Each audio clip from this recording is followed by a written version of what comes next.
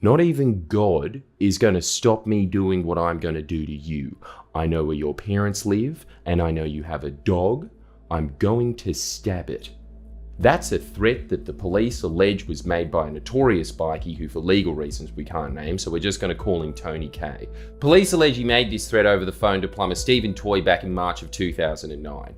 What was alleged by police to have happened in the weeks after this threat was made is absolutely, for lack of better words, insane.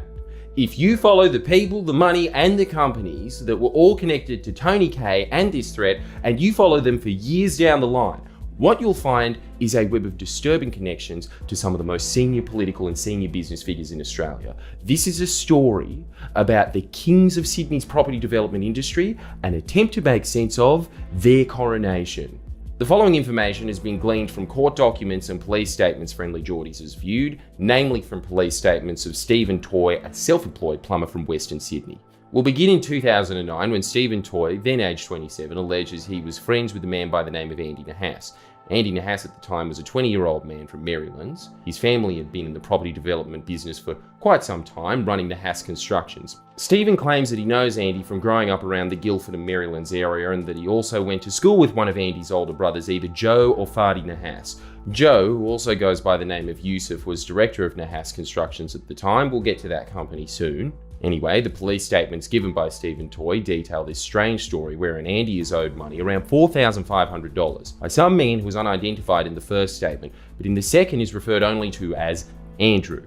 The lack of $4,500 forces Andy to borrow $1,000 from a different unnamed man.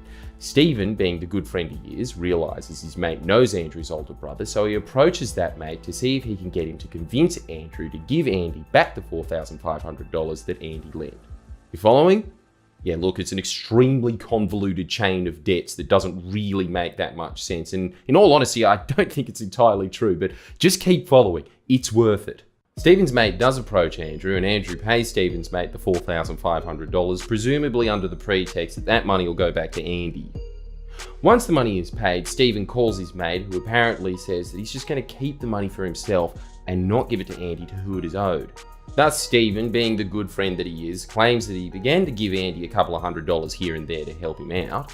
Here's the statement. I agreed to help Nahas by giving him money when I had spare. Over the next 3 months, I continually gave Nahas in approximately $300 amounts.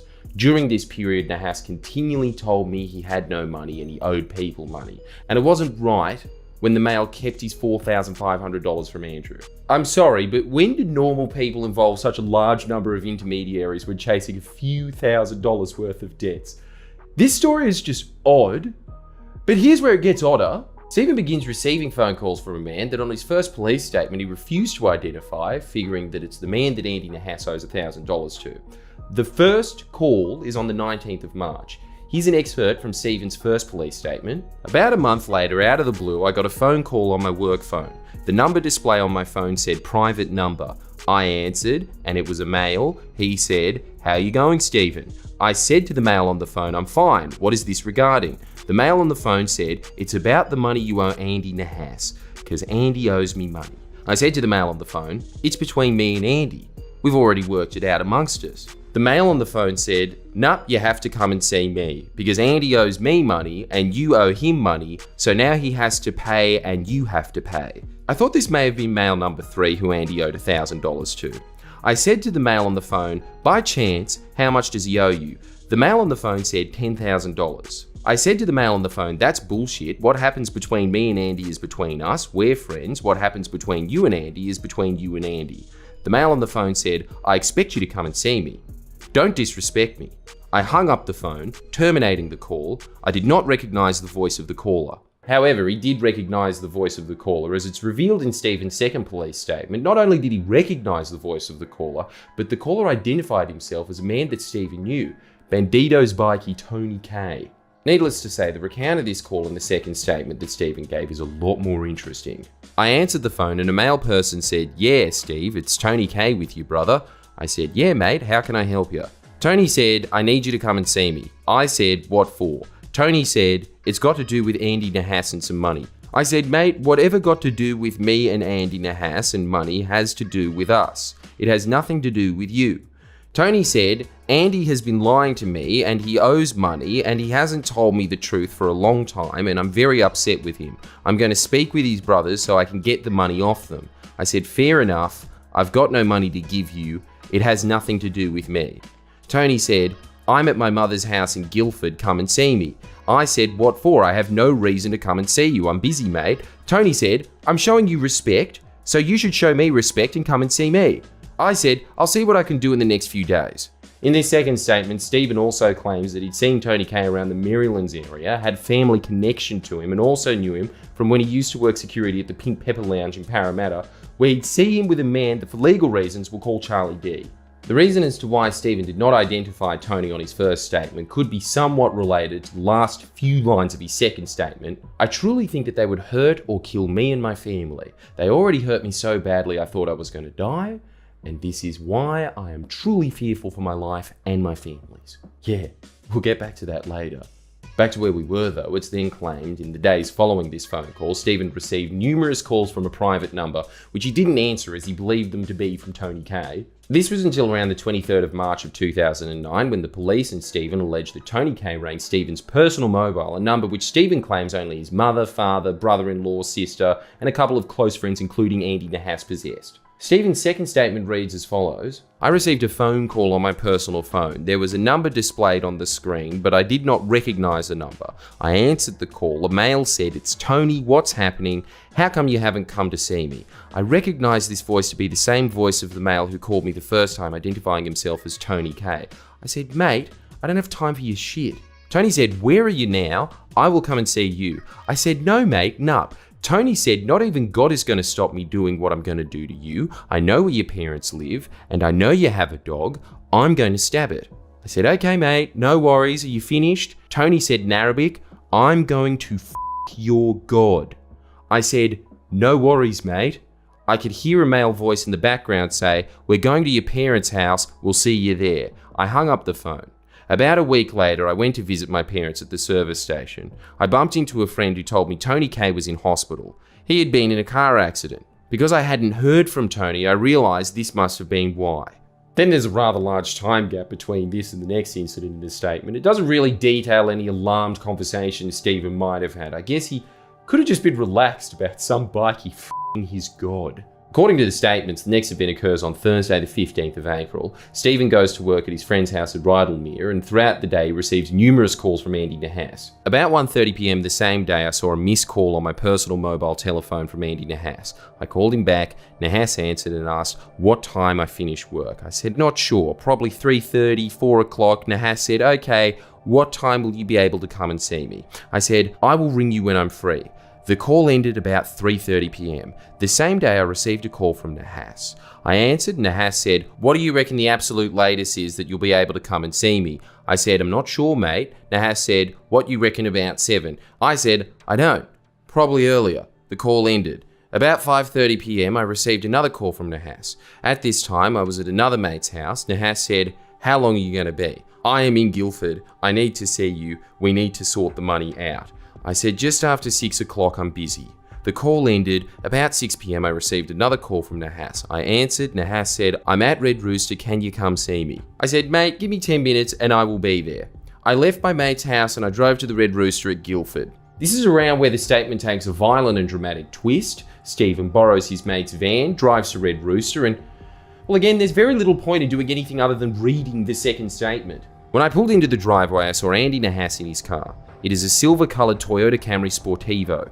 Nahas was in the front passenger seat, another male was in the driver's seat, there was another male in the back seat. I think they are uni friends of Nahas. I parked the van next to his Camry and spoke with him through the window. Nahas got out of the car and came to my window. Nahas said, look, what are you doing? I said, I have to go load the van. I need at least an hour and then I'll meet you. Nahas said, okay. At this time, a black Commodore drove into the car park. Nahas said, look, there's Sarge's car. The Commodore had very dark tinted windows and I could not see inside. It parked on an angle about 3 meters from the rear passenger side of my van. I turned my head to the left. and I saw all 4 doors of the Commodore open. 4 males got out of each door and ran to my van. At this stage, I only recognized Tony K. He ran to the passenger side of my van. Tony is about 22 years old. He is Middle Eastern appearance and is skinny. He is very tall, about 6'2". He's about my height, but because he's slim, he looks really tall. He was clean shaven and looks really baby-faced. He looks to me like a kid. He was wearing grey-coloured 3/4 pants, white-coloured Nike shoes, a dark-coloured hat, either Nike or G-Star, and a grey and horizontal striped hoodie. The hood was on his head covering the hat.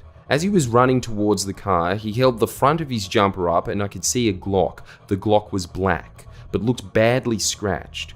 Tony pulled the Glock out of the front of his pants and I watched as he cocked the gun. This all happened in a matter of seconds. One of the males opened the passenger door. It would have opened about 30 centimeters. I leant over and pulled the door shut and locked it. I sped off. I drove out of the car park and turned left. I'm not sure what street I turned onto, but it is the same street the Guildford Club is on.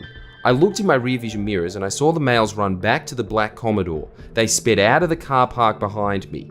On this road, the black Commodore overtook me just as the round meets Marion Street. I tried to turn left, but the Commodore pulled in front of me and I could not continue driving without running into the car. Tony K got out of the rear passenger seat. He ran towards the van with his shirt up and I could again see the pistol. Tony ran toward the driver's side. I reversed backwards about 10 meters. I put the car back in first gear and drove back towards the roundabout. I drove straight through the roundabout and turned right at the Guildford Bowling Club. I drove all the way to Marylands Road. I again looked in my rear view mirror and rear vision mirror and I saw Andy Nahas's silver Camry speeding up behind me. I went to turn right onto Marylands Road. The silver Camry forced me onto the wrong side of the road and then they got jammed behind a median strip. I kept driving towards a roundabout. I turned left at that roundabout. Granville Park was on my right hand side. I then saw the silver Camry drive up again behind me. I continued driving over a bridge that goes over the railway tracks. There were cars lined up at the traffic lights. I drove around the cars and through the red light and turned left onto Pitt Street.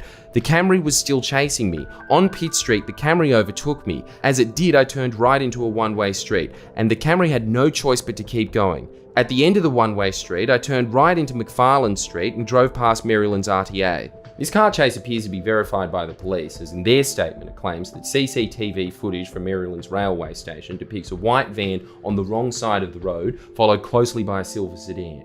At this point, Stephen believes he's lost his pursuers, which include Andy Nahas, Tony K and a few other men, so he apparently drives the van to its owner's grandmother's house in Greystanes. When he gets out, there's no one home, so he leaves the keys in the letterbox and walks down the road. Now, poor Stephen has really bad luck because apparently as he got to a road just down from the house, Andy Nahas's silver Sportivo pulls up. Tony K, Andy Nahas, a bloke by the name of Olsen and another male got out of the car. At this point in the statement, we get to the obligatory near-forensic description of what brand of clothes each of the men were wearing. Nike Air Maxes seems to be a favourite, but as interesting as scallywag attire might be, the next section of the statement is far better. I got into a verbal argument with Tony and Olsen. We were yelling at one another. I remember him saying it was no longer about the money, it was about principle, and I had made Tony look like a gronk. Olsen walked towards me and I shaped up and got ready to fight. Tony pulled the Glock out of the front of his pants and cocked it back. Tony said, "Give me your phones." I handed Tony my personal mobile telephone. Tony and Olsen then grabbed me and pushed me into the back seat of the car. I was sitting in the center of the back seat and Tony was sitting on one side and Olsen was on the other. They were yelling at Nahas saying, "Get f***ed. We will return the car when we feel like it." Got into the driver's seat and the other male got into the front passenger seat, drove off, and Nahas was left on the side of the road. One of them put a jumper over my head and forced me to lean down forward. I don't know which one it was. Whilst my head was down, I was repeatedly smashed in the face and head. I immediately felt severe pain in my head. The car drove for about 15 minutes. I was assaulted the whole time whilst the car was moving. I do not know who was assaulting me as my head was covered. I felt the car pull into the driveway. Moments later, the car stopped and I heard all 4 doors open. One of the males said, "Shut up, don't say a word, put your head down. Someone tried to pull me out of the right-hand side of the car. I hung onto the center console. I didn't want to get out. I eventually turned my body and tried to get out. I put my right leg out the door. When I put my left leg out, I felt someone grab it and twist my left foot inwards. This was extremely painful, and I thought my leg was going to break. As they were twisting my leg, I turned onto my stomach and crawled out of the car.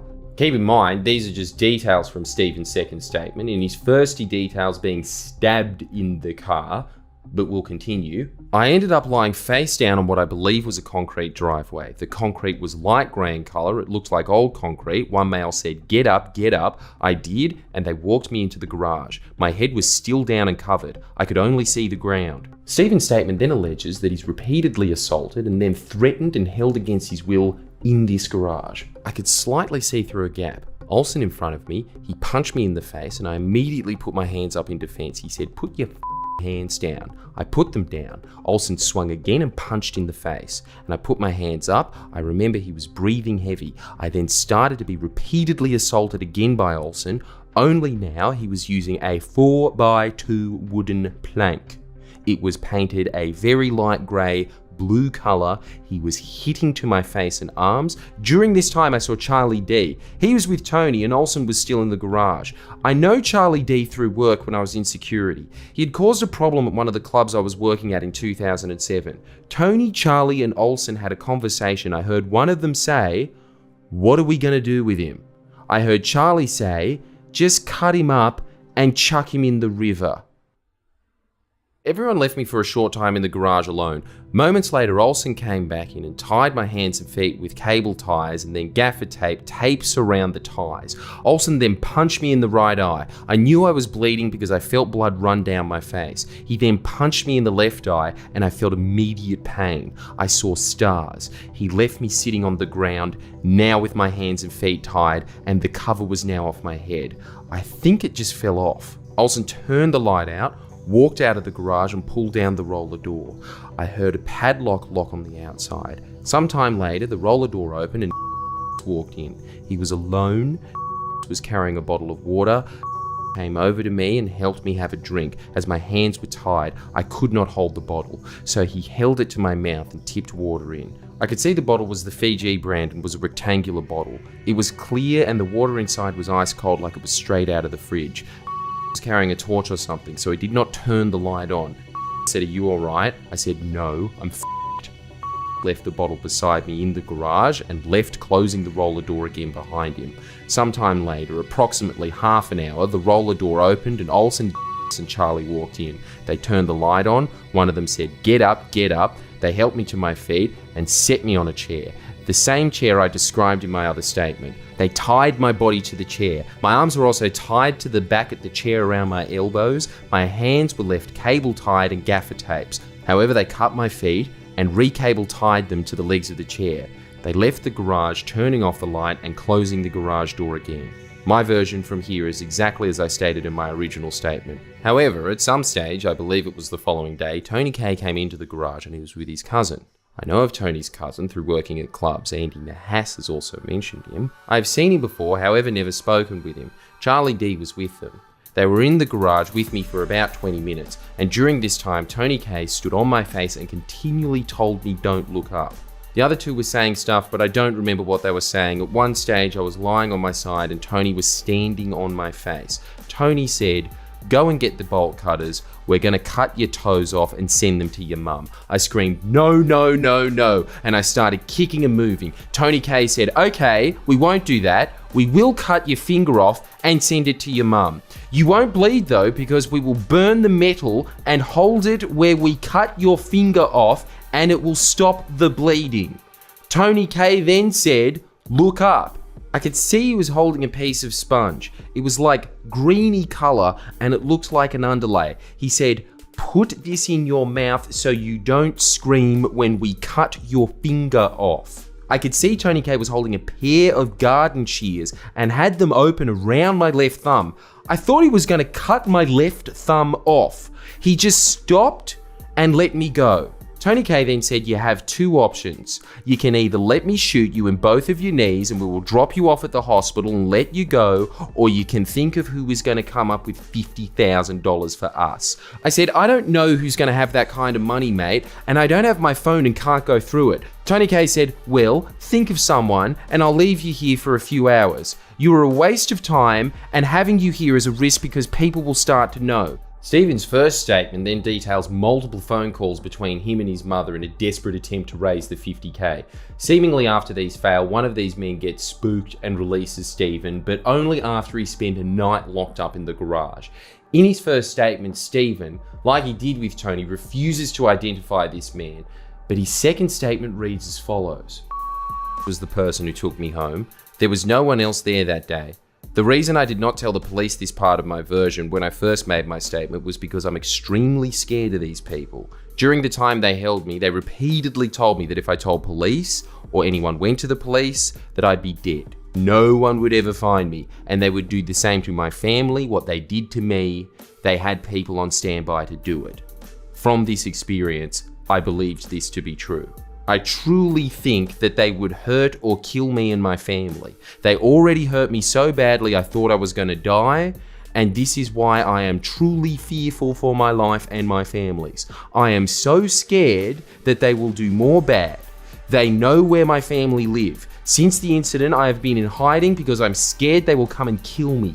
After being released by Stephen goes to his parents' house, then immediately to hospital where he's treated for broken left eye socket, head trauma, severe bruising to face and eyes, stab wound to the left side of his chest, cut to his right eyebrow, severe bruising to both his arms, constant headache, chipped front lower teeth, severe swelling to face, eyes, neck and arms. But the ordeal apparently isn't over for Stephen, as police alleged that whilst he was being treated in hospital, a group of men came looking for him. The police statement reads as follows. While Stephen Toy was at Westmead Hospital, Mustafa Jawad, Tony K and another male separately entered the emergency reception area of Westmead Hospital. CCTV footage obtained from the hospital depicts Jawad, Tony and in the foyer of the emergency ward. At one point, all three meet up and sit in a group on provided chairs. At various points, is seen to approach the reception desk. On one occasion, Tony is present at the reception desk with him. CCTV depicts Jawad gaining access to the ward while Stephen's mother was in the ward waiting for the complainant,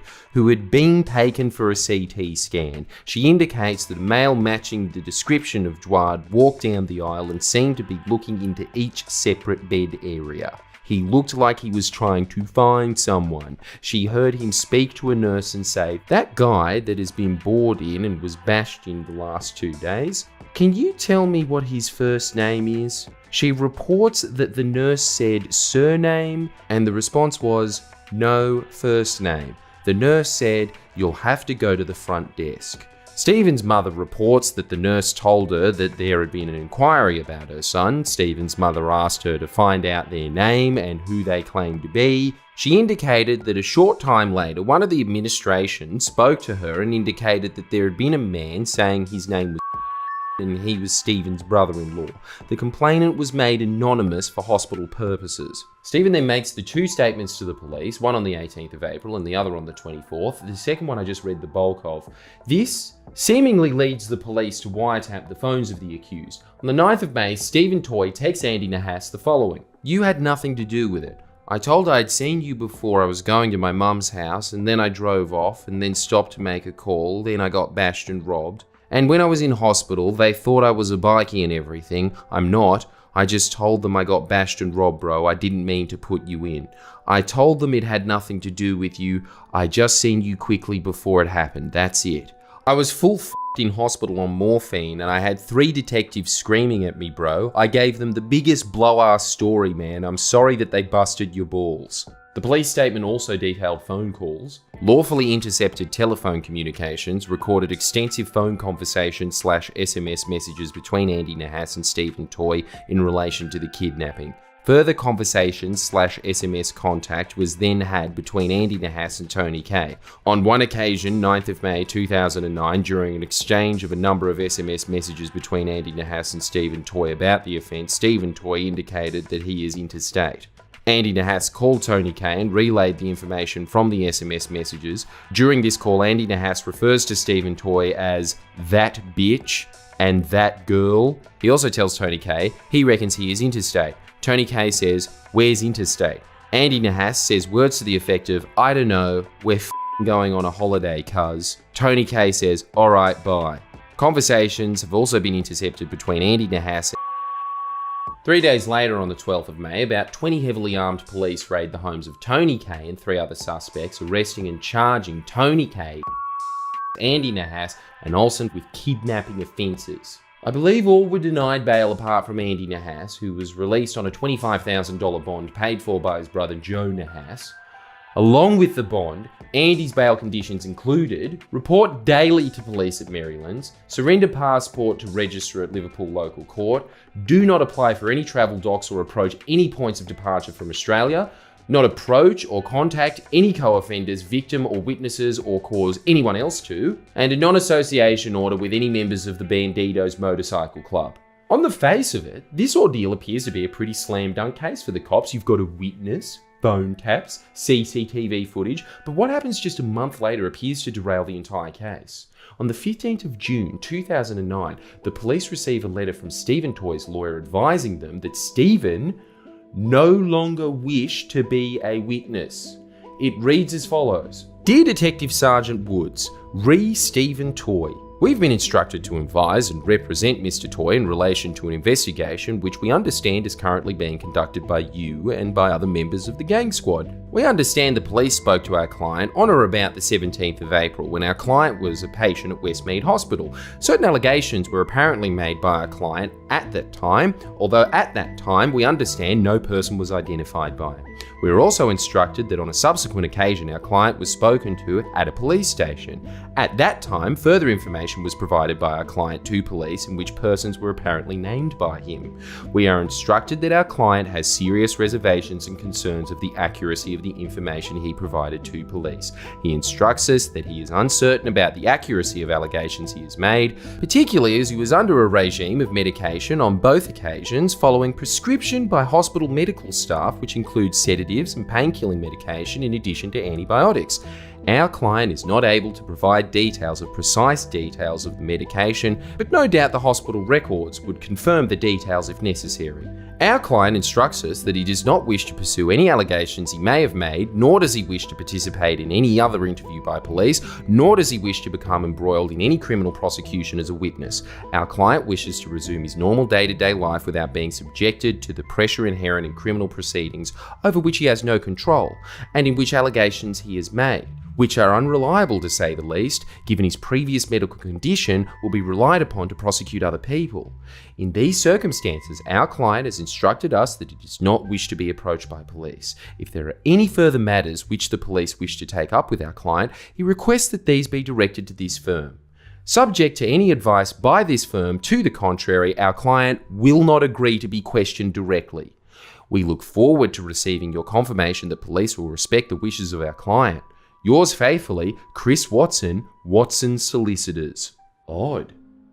Police then get a forensic scientist to basically state, no, antibiotics are not magic mushrooms, they don't change your memory, quote. Their medication he was taking or prescribed would not have caused him to give inaccurate information to police or be uncertain of events which are described in Mr. Toy's statements. However, he was allegedly kidnapped and assaulted, which would be expected to have a traumatizing effect and may affect memory. Various legal skirmishes ensue over the following months. In December 2009, Andy Nahas's lawyers flagged their intention to cross-examine Stephen Toy. Keeping in mind, this is months after Stephen's lawyer had stated to the police that Stephen no longer wished to be a witness. The Department of Public Prosecutions agreed to cross-examination, yet there's a question as to if the hearing will even happen, as the key witness is not supporting the prosecutions. Then there are very little documents we've managed to view really until August and September of 2010. The most interesting one being this one dated the 6th of September 2010, where a police officer from the gang squad makes the following statement. Between the 2nd of August and 6th of September 2010, I made numerous attempts to locate Stephen Toy, including attending his last known premises. Every time I attended these premises, no persons were home. On the 6th of August 2010, I attended the last known address for Toy's solicitor. No persons were at this address. I then contacted the mobile telephone number for this service. No person answered.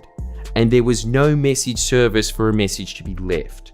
I then got in contact with Decran Yakinian, Toy's last known solicitor, who stated to police that he had not spoken with Toy in some months and no longer had his contact details. Yakinian was going to try and get his details from a friend of Toy who still was in contact with Yakinian. From this date, I've been unable to get in contact with Yakinian. The mobile telephone rings out and there's no message service. On Monday the 30th of August, I spoke with a source who stated that Toy was now friends with Tony K and would not be attending court even if he was issued with a subpoena. The source stated that Toy would rather be charged and sent to jail himself before attending to give evidence as a witness. Inquiries relating to the medical records and tax records have both been made and neither assisted in locating Stephen Toy. He disappeared. Police couldn't find Stephen. Fun fact, Toy's last known solicitor, Decran Yakinian, the one that police also couldn't contact, he had a professional misconduct finding held against him in 2019 for various reasons, including misleading a court. And the same day this statement is made by the police, the charges against Andy Nahas are dismissed. I believe it's the same for his co-accused. But it gets better for Andy and co, as not only are the charges dropped, the Department of Public Prosecutions pays for their legal costs. Andy gets over $30,000. Oh, but Andy was lucky already because according to documents viewed by FriendlyJordies, Nahas Constructions, the firm run by his family, was already paying his legal costs. That might explain why they were using Doyle's construction lawyers in a serious criminal matter. What a story as it is. An alleged violent kidnapping, police raids, phone taps, a witness seemingly disappearing. It's like the end of season 1 of The Wire. But to get to the real heart of this story, you have to see what the accused got up to in the 12 years following this ordeal. Tony K, up until recently, ran a construction business creatively titled K Constructions. He remained squarely in the eye line of cops in the years after the kidnapping charges, chiefly for an unsolved 2009 murder, an alleged murder that took place just months before the alleged kidnapping. No wonder Stephen was scared. For over a decade, this murder has gone unsolved and no perpetrator was arrested. Earlier this year, Tony K was charged with the murder, but who and what are the political connections to the people involved in this ordeal? Well, Andy Nahas also stayed in the construction industry, eventually becoming the secretary of a large property development group, Coronation Property, in 2016. Any guesses who Coronation Property hired as their executive director earlier this year? Yeah, it's John Barilaro. Again. Yes, bruz. Announcing that he was working for Coronation, the company that Andy Nahas, the guy police unsuccessfully alleged was a kidnapper, worked for as well, Barilaro grandly proclaimed, "It's rare in life to come across an opportunity where the vision excites you and the passion of the individuals behind the name is so infectious that it captures you. Let me introduce to you #Coronation Property. My next chapter begins." He just has an eloquent way with words. But what a short chapter that was. Not as short as the one that followed it. John goes to New York from February this year right up until he got his trade commissioner role. Well, right up until he thought he got the trade commissioner role. John Barilaro worked as the executive director of Coronation Property, the property development company run by the Nahas family. And the secretary at the time was our friend and co-star of the story that you just heard, Andy Nahas. Coronation Property is the company that grew from the ashes of Nahas Constructions, the company that paid for Andy's legal costs. Both have been directed by Andy's brother Joe Nahas, or Yusuf Nahas as he sometimes goes by. Nahas Constructions' connections to this alleged kidnapping are at the very least bizarre. Police claim that the phone calls that took place when Stephen was kidnapped between him and his mother, where he demanded $50,000 for Tony K, in exchange for not being chopped up and thrown in the river, those calls were made on a phone that was subscribed to a provider by Nahas Constructions. By the way, they also alleged that one of the co-accused was employed by Nahas Constructions. I believe at some point the police alleged that Tony Kay was also employed by Nahas Constructions, but statutory declarations submitted by Joe and Fadi Nahas of Nahas Constructions vigorously disputed that claim. Alleged bikie connections aside, the political and business connections of Nahas Constructions from around the time are compelling. Nahas Constructions donated $13,950 to the Liberal Party in 2010, leading up to the 2011 election. They also used to be the goalpost sponsor of the Parramatta Eels. In fact, it had been previously reported by the Sydney Morning Herald that director Joe Nahas in 2010 had facilitated an introduction between a Parramatta power broker and a member of the Obeid family. Coincidentally, in 2016, Tony Kay made headlines after Parramatta Eels footballer Corey Norman and Junior Palo and Penrith Panthers James Sagiaro were photographed dining with him and members of the alleged Alameddine crime family at Golden Century Restaurant.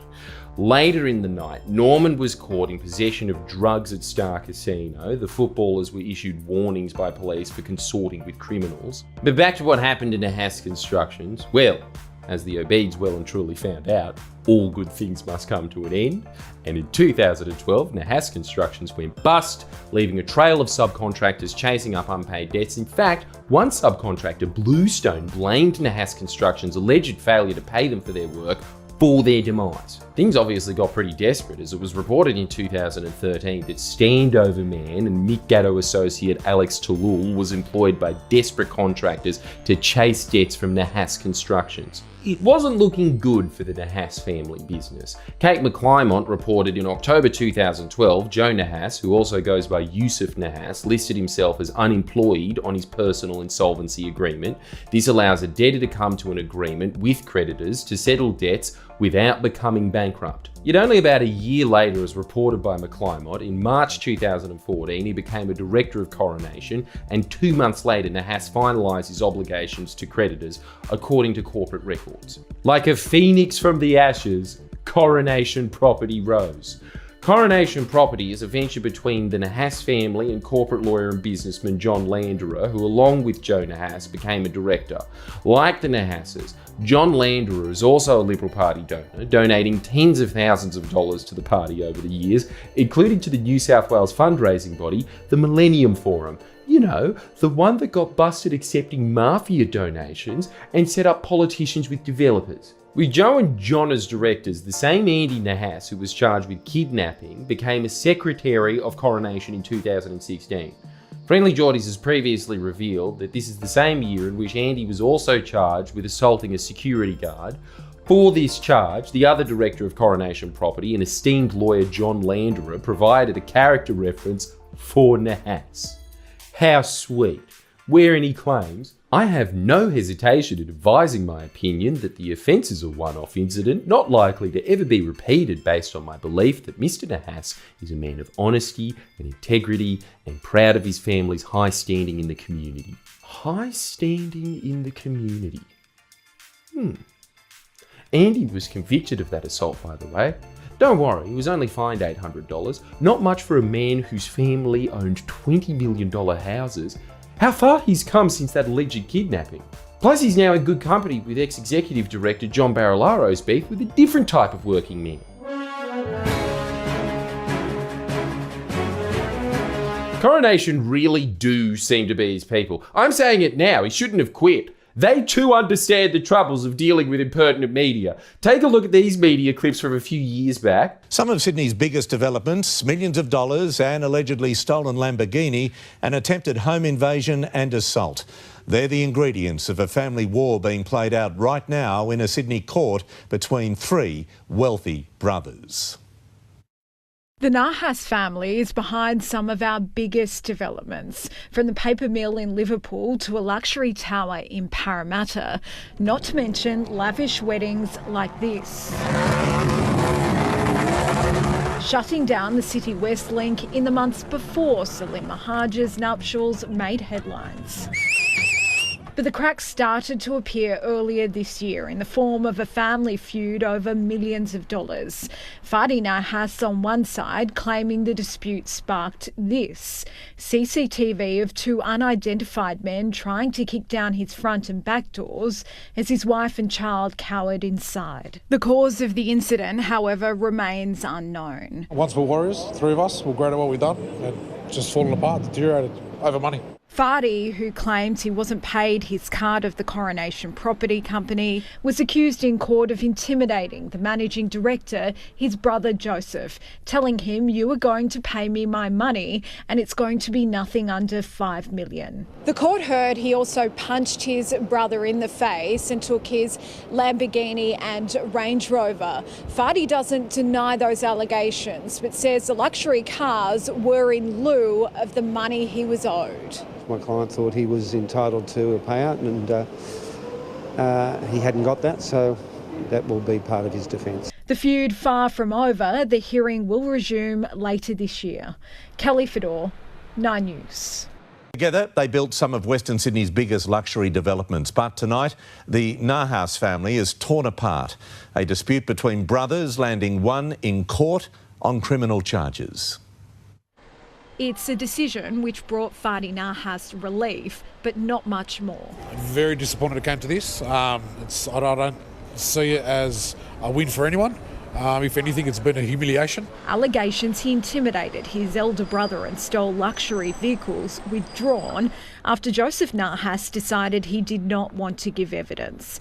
The elder Nahas is the managing director of the Coronation Group, behind developments which include the paper mill in Liverpool and a luxury tower in Parramatta.